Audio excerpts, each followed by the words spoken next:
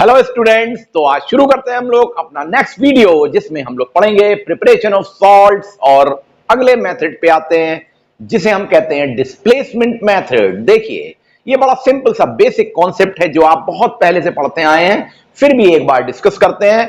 और आज इसमें इन मेथड्स को पढ़ने के बाद आयरन सल्फेट या जिंक सल्फेट के क्रिस्टल्स का फॉर्मेशन कैसे करते हैं, इसके प्रोसीजर को समझेंगे। तो देखिए, सबसे पहले हमने इस कॉन्सेप्ट को देख लिया कि प्रिपरेशन ऑफ सॉल्युबल सॉल्ट, किस तरह के सॉल्ट बना रहे हैं, सॉल्युबल सॉल्ट। पिछले वीडियोस में जो आपने सॉल्ट पढ़े वो भी सॉल्युबल सॉल्ट से, वो आपने सॉल्युबल बेसिस या इनसॉल्युबल बेसिस की हेल्प से बनाए थे। लेकिन यहां पर अब हम न्यूट्रलाइजेशन का मेथड फॉलो नहीं कर रहे हैं। देखिए, न्यूट्रलाइजेशन में क्या होता है, एसिड और बेस को मिलाते हैं तो आप सॉल्ट्स बनाते हैं, लेकिन यहां पर अब हम न्यूट्रलाइजेशन नहीं ले रहे हैं। Means we will not take the bases for reacting the acid with them to make the salts, बल्कि कुछ और करेंगे। क्या करेंगे, जिसे हम कहते हैं डिस्प्लेसमेंट मेथड। तो हम सॉल्युबल सॉल्ट्स को बनाने के लिए डिस्प्लेसमेंट मेथड यूज करेंगे। इसके लिए हम एक्टिव मेटल्स को लेंगे। एक्टिव मेटल जैसे कि एल्युमिनियम, मैग्नीशियम, जिंक और आयरन। जब इन एक्टिव मेटल्स को हम लेते हैं और उसके साथ में H2SO4 या HCl यानी कि एसिड, और वो भी किस तरह का, डाइल्यूट। जब हम डाइल्यूट एसिड को मेटल्स पे मिलाते हैं, वो भी एक्टिव मेटल होने चाहिए, ध्यान दीजिएगा, वो एक्टिव मेटल होने चाहिए, तो हमको सॉल्युबल सॉल्ट्स मिल जाते हैं और हाइड्रोजन रिलीज हो जाती है। बड़ा कॉमन रिएक्शन है ना ये, जो आप पढ़ते आए हैं शुरू से। तो आइए देखें ये चार एग्जांपल्स। आयरन के साथ सल्फ्यूरिक एसिड को मिलाया, dilute, iron is active metal, और डाइल्यूट सल्फ्यूरिक एसिड को मिलाया तो आयरन सल्फेट का सॉल्ट बन गया, हाइड्रोजन रिलीज हो गई। आयरन के साथ में हाइड्रोक्लोरिक एसिड मिलाया तो आयरन क्लोराइड का सॉल्ट बन गया और हाइड्रोजन रिलीज हो गई। जिंक के साथ में H2SO4 यानी सल्फ्यूरिक एसिड मिलाया तो जिंक सल्फेट का सॉल्ट बन गया और हाइड्रोजन आ गई। और मैग्नीशियम के साथ में हाइड्रोक्लोरिक एसिड मिलाया 2HCl तो MgCl2 और हाइड्रोजन बन गई। तो डिस्प्लेसमेंट मेथड में हमेशा हाइड्रोजन रिलीज होगी, इस बात का आपको ध्यान रखना है। और क्लोराइड या सल्फेट के सॉल्ट बन रहे हैं। ये एक जनरल मेथड हो गया डिस्प्लेसमेंट मेथड, जिसको कहते हैं। अब हम इसमें एक पेक्यूलियर वे में आयरन सल्फेट और जिंक सल्फेट के सॉल्ट्स को बनाने का जो प्रोसीजर होता है लेबोरेटरी में, वो दिखाते हैं आपको वो कैसे होता है, और उसके थ्रू हम कैसे इसके क्रिस्टल, जिसमें कि वाटर ऑफ क्रिस्टलाइजेशन होगा, उसको ऑब्टेन करते हैं। तो हमने अभी डिस्प्लेसमेंट मेथड पढ़ा, उसके थ्रू अब हम लोग बनाएंगे क्रिस्टल्स ऑफ आयरन सल्फेट या जिंक सल्फेट। देखिए, जब हम क्रिस्टल्स ऑफ आयरन सल्फेट या जिंक सल्फेट बनाने जा रहे हैं तो उसके अंदर नेचुरली वाटर ऑफ क्रिस्टलाइजेशन आ जाएगा। ये वाटर ऑफ क्रिस्टलाइजेशन कितना होगा, 7H2O, यानी 7 मॉलिक्यूल ऑफ वाटर होते हैं। तो इसे हम लिखते हैं FeSO4.7H2O या ZnSO4.7H2O। आइए इसको देखिए कैसे बनाते हैं। तो सबसे पहले फर्स्ट स्टेप में हम क्या करेंगे, एक रॉड लगा देंगे एक बीकर में तिरछी करके, और इसमें यहां से गिरा के हल्के हल्के डाइल्यूट सल्फ्यूरिक एसिड भरना शुरू करेंगे। तो आप देखेंगे यहां डाइल्यूट सल्फ्यूरिक एसिड इतना भर लिया। अब हम इसके अंदर आयरन या जिंक की फाइलिंग्स को डालेंगे, छोटे छोटे चूड़ा करके पाउडर बना के जिंक या आयरन की फाइलिंग्स को डालेंगे और डाइल्यूट H2SO4 में मिक्स करेंगे और इसको स्लोली हीट करेंगे। ध्यान से समझिएगा, हल्के हल्के हीट करते हैं। जब इसे हल्के हल्के हीट करते हैं तो ये जिंक या आयरन की फाइलिंग्स इस डाइल्यूट H2SO4 में डिसॉल्व होना शुरू हो जाती है, क्योंकि डाइल्यूट सल्फ्यूरिक एसिड ज्यादा रिएक्टिव होगा। अब ये रिएक्टिव है और इसमें ये डिसॉल्व हो रहा है। यहां पे आप देखेंगे एफेवेरेसेंस निकल के, यानी बुलबुले से आएंगे, धुआं सा निकलेगा, ये सब शुरू हो जाएगा। लेकिन एक लेवल आएगा जब आप देखेंगे ये जिंक या आयरन इस डाइल्यूट सल्फ्यूरिक एसिड में डिसॉल्व होना बंद हो जाएगा। तब यहां पर ये एफरवेसेंस जो है वो खत्म हो जाएगी, यानी यहां से आपको धुआं निकलना, बुलबुले से दिखना और उस तरह की जो आवाजें आती हैं, झाग जैसा बनना, वो बंद हो जाएगा। और जिंक या आयरन अब नो मोर डिसॉल्व, इसमें कोई भी और डिसोल्यूशन नहीं होगा। ये वो सिचुएशन आती है जब हम मान के चलते हैं कि जितना भी जिंक या आयरन सल्फ्यूरिक एसिड में डिसॉल्व होना था वो कंप्लीटली डिसॉल्व हो गया। अब हम इसको फिल्टर करेंगे सेकंड स्टेप में। तो फिल्ट्रेशन के लिए हम दूसरा बीकर लेके इसको फिल्टर पेपर लगा के इसको निकल फ्लास्क फिल्टर से निकालेंगे यहां पे, और ये जो सोल्यूशन हमको मिलेगा ये विदाउट रेजिड्यू जिंक सल्फेट या आयरन सल्फेट का सोल्यूशन मिल जाएगा। तो यहां पे जितने भी रेजिडुअल पार्ट्स होंगे इसके फाइलिंग्स के वो अलग हो जाएंगे, और pure solution of zinc sulphate और आयरन सल्फेट हमको यहां मिल जाएगा। इस फिल्ट्रेट को अब हम ले लेंगे और स्टेप 3 में इवेपोरेटिंग डिस्क पे रख के गर्म करेंगे। जब हम इसको गर्म करेंगे तो यहां इवेपोरेशन शुरू होगा और फिल्टर हॉट और कंसंट्रेटेड एक सैचुरेटेड सॉल्यूशन बना लेगा। तो यहां पे एक saturated solution of iron sulphate और जिंक सल्फेट मिलता है। कैसे मिलता है? जब इस फिल्ट्रेट को यहां डाला और इसको हल्के हल्के गर्म करना शुरू किया, और इसको गर्म करते चले जाते हैं, थोड़ी देर तक गर्म करते हैं तो ये बॉइलिंग स्टेट में आने लगेगा और सैचुरेटेड हॉट सॉल्यूशन बनकर तैयार हो जाएगा जिंक सल्फेट या आयरन सल्फेट का। इसके बाद चौथे स्टेप में इसको बंद कर देते हैं और इस इवेपोरेटिंग डिस्क को लेकर रख देते हैं ठंडा होने के लिए। हल्के हल्के स्लोली कूलिंग होती है, तो जब कूलिंग होती है तो इवेपोरेशन होगा और उससे क्या होगा, कूलिंग के थ्रू यहां पे क्रिस्टल्स का फॉर्मेशन होने लगेगा।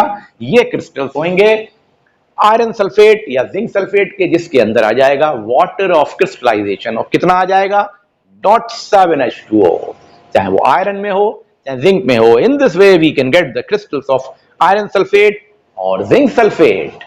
अब हम लोग आते हैं अगले मेथड पे।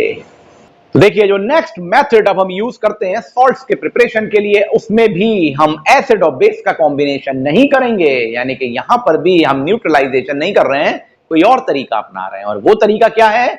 वो है डायरेक्ट कॉम्बिनेशन और सिंथेसिस मेथड। ये डायरेक्ट कॉम्बिनेशन और सिंथेसिस मेथड क्या है?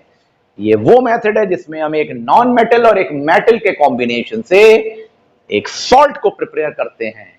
किसको? मेटेलिक सब्सटेंस और नॉन मेटेलिक सब्सटेंस। तो देखिए जब हम मेटल और नॉन मेटेलिक एलिमेंट्स को मिलाते हैं तो हमको सॉल्ट मिलता है, और इसकी खास बात यह होती है कि ये सॉल्ट वाटर सॉल्युबल भी हो सकता है या वाटर इनसॉल्युबल भी हो। दोनों तरह के सॉल्ट हम यहां पे ऑब्टेन कर सकते हैं। आइए देख लें इसके कुछ एग्जांपल्स। जैसे कि देखिए आयरन के साथ में क्लोरीन को मिलाया तो बन रहा है आयरन 3 क्लोराइड, ये वाटर सॉल्युबल सॉल्ट है। एल्युमिनियम के साथ क्लोरीन को मिलाया तो बन रहा है एल्युमिनियम ट्राइक्लोराइड, ये भी वाटर सॉल्युबल सॉल्ट है। Ag और Cl2, AgCl2, Ag और Cl2 को मिला के 2AgCl जो बन रहा है सिल्वर क्लोराइड, ये वाटर इनसॉल्युबल है। आयरन के साथ में सल्फर को मिलाया तो सल्फर का जो कंपाउंड है इसके साथ आयरन सल्फाइड बन रहा है, ये भी इनसॉल्युबल सॉल्ट है। जिंक और लेड इसी तरह से आप देखिए, इनको सल्फर के साथ रिएक्शन कराया तो जिंक सल्फाइड का सॉल्ट और लेड सल्फाइड का सॉल्ट बन रहा है, ये भी इनसॉल्युबल है। इसका मतलब हुआ जब हम आयरन और एल्युमिनियम को लेते हैं और इसका क्लोरीन के साथ रिएक्शन करा रहे हैं तो हमको जो आयरन क्लोराइड और एल्युमिनियम क्लोराइड मिल रहा है ये वाटर सॉल्युबल होते हैं। और बाकी ये चार जो देखिए सिल्वर, आयरन, जिंक और लेड, इसमें आयरन को अगर सल्फर के साथ मिला रहे हैं, देखिए यहां आयरन को क्लोरीन के साथ मिलाया तो वाटर सॉल्युबल सॉल्ट मिला FeCl3, और आयरन का सल्फाइड के साथ सॉल्ट इनसॉल्युबल सॉल्ट होता है। तो ये चार हमको इनसॉल्युबल सॉल्ट मिल रहे हैं, ये आपको याद रखना पड़ेगा। इस तरह से आप मेटल और नॉन मेटल को मिला के सॉल्युबल और इनसॉल्युबल दोनों तरह के सॉल्ट ऑब्टेन कर सकते हैं। अब हम एक स्पेशली प्रोसीजर पढ़ेंगे। आयरन और क्लोरीन को मिलाने से जो आयरन 3 क्लोराइड सॉल्युबल सॉल्ट बन रहा है उसका क्या मेथड ऑफ प्रिपरेशन होता है, आइए उसको देख लें। तो आयरन 3 क्लोराइड कैसे प्रिपेयर होता है, आइए इसके मेथड को समझ लें। तो देखिए आपने देखा कि आयरन को जब क्लोरीन के साथ मिलाया जाता है तो आयरन 3 क्लोराइड का सॉल्ट बनता है। तो देखिए इसका तरीका क्या है। इसके लिए हम क्या करते हैं, एक ये कंबस्शन ट्यूब लेते हैं। देखिए ये एक ट्यूब बनी हुई है, ये कंबस्शन ट्यूब है, ये कांच का बना हुआ एक ब्लॉक है जिसके अंदर एक यहां से ट्यूब आ रही है और यहां से निकल के पाइप जा रहा है बाहर। इस कंबस्शन ट्यूब के अंदर हम आयरन का कॉइल भर देते हैं, लगा देते हैं। ये आयरन का कॉइल है, यहां पर मींस एक कंबस्शन ट्यूब को लिया, उसके अंदर आयरन का कॉइल लगाया और यहां से इसके अंदर ड्राई क्लोरीन पास करते हैं। क्या करते हैं, ड्राई क्लोरीन पास करते हैं एक कंबस्शन ट्यूब में जिसके अंदर आयरन का कॉइल रखा हुआ है, और इसको हल्के हल्के गर्म करते हैं। इसको हल्के हल्के गर्म करते हैं। आप देखिए यहां से दूसरी ट्यूब आ रही है, ये ट्यूब आ रही है एक फ्लास्क में जिसे हम रिसीविंग फ्लास्क कहते हैं। ये जो बना हुआ है ये रिसीविंग फ्लास्क है, और ये रिसीविंग फ्लास्क एक फ्रीजिंग मिक्सचर के कंटेनर में रखा हुआ है। मींस एक कंटेनर है, यहां पर इसमें ये फ्रीजिंग मिक्सचर भरा गया है, आइस और नमक को मिला के फ्रीजिंग मिक्सचर बना लिया, वो यहां भर दिया और उसके अंदर ये रिसीविंग फ्लास्क रख दिया। और यहां से जो ट्यूब आ रही थी कंबस्शन ट्यूब से, जो ये देखिए यहां चली गई ट्यूब, यहां से ये दूसरी पाइप जैसा ट्यूब निकल रहा है, ये देखिए यहां से, और ये निकल के जा रहा है एक बल्ब में, और इस बल्ब के अंदर भरा हुआ है फ्यूज्ड कैल्शियम क्लोराइड। ये एक ऐसा सब्सटेंस है जो मॉइस्चर को एब्जॉर्ब कर लेता है। तो आई थिंक आपको स्ट्रक्चर समझ में आ गया। सबसे पहले हमने कंबस्टन ट्यूब लिया, कंबस्टन ट्यूब में एक तरफ से ड्राई क्लोरीन पास की जाएगी, इसके अंदर हमने आयरन कॉइल रखा है और उसको गर्म करेंगे। इधर से इसका कनेक्शन बनाया एक रिसीविंग फ्लास्क में, इस रिसीविंग फ्लास्क को हमने फ्रीजिंग मिक्सचर में रख दिया। फ्रीजिंग मिक्सचर मतलब नमक और सॉल्ट का कॉम्बिनेशन बना के, और यहां से दूसरी जो ट्यूब निकली इससे, ये इसमें एक बल्ब कनेक्ट है जिसके अंदर फ्यूज कैल्शियम क्लोराइड भरा हुआ है। तो ये तो अरेंजमेंट हो गया। अब क्या होता है, जब यहां पर हम क्लोरीन को पास करते हैं, ड्राई क्लोरीन को आयरन कॉइल के ऊपर रिएक्शन होता है और इसे हीटिंग करते हैं, स्लोली हीट करते रहते हैं। और जब तक हीट करते हैं, ध्यान से सुनिएगा, जब तक हीट करते हैं जब तक कि iron coil red hot condition में ना आ जाए, बिल्कुल सुर्ख लाल गरम ना हो जाए, तब तक हम क्लोरीन और आयरन कॉइल का रिएक्शन कराते रहते हैं और स्लोली हीट करते हैं। बहुत तेजी से हीट नहीं करेंगे। जैसे ही ये रेड हॉट कंडीशन पे आ जाएगा हम हीटिंग बंद कर देंगे। इस सिचुएशन पे आयरन क्लोराइड, आयरन 3 क्लोराइड का सॉल्ट बन के तैयार हो गया है। क्योंकि ये रेड हॉट कंडीशन पे आ गया, इसने अपना सैचुरेटेड लेवल पे रिएक्शन कर दिया। लेकिन होता क्या है, ये जो आयरन 3 क्लोराइड है ये वेपर्स की फॉर्म में उड़ता है, क्योंकि ये बहुत ज्यादा वोलेटाइल है। क्योंकि आयरन क्लोराइड, आयरन 3 क्लोराइड का सॉल्ट बहुत वोलेटाइल होता है, हाईली वोलेटाइल है, तो ये उड़ता है, एकदम वेपर्स बनाता है। और देखिए ये वेपर्स यहां फ्लास्क पे चिपक जा रही है, देखिए।